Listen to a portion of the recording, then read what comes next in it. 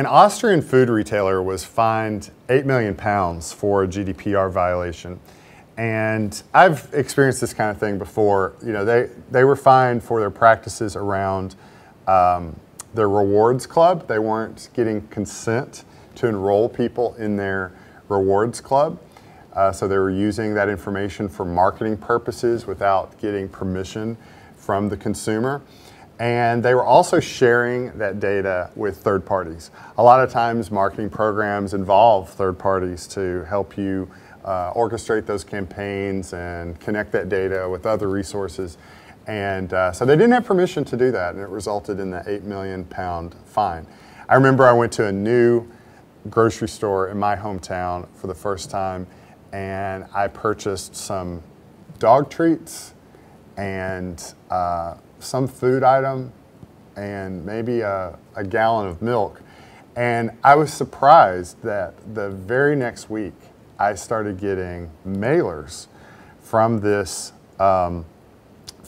grocery store that was just very insightful on what my interests were. And I had paid with a card, and it told me that they had access to other databases. They knew more about me than just that one purchase that I had made. And so this is very common in the way retailers are trying to get information and use information to market to you.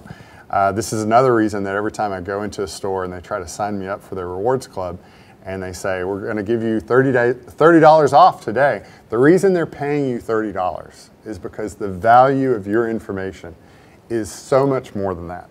And they're going to use it to market to you. They're going to share it with third parties. And are you going to read the notice about what all is involved in that? No. And so that's just why I say no, because it's not worth it to me for all of my information to be shared in so many ways to get the $30 or some other kind of discount for joining those clubs. And so many times there are violations, there are privacy violations around these programs because their idea is to use that information. And so in this case of the food retailer, it resulted in an £8 million fine.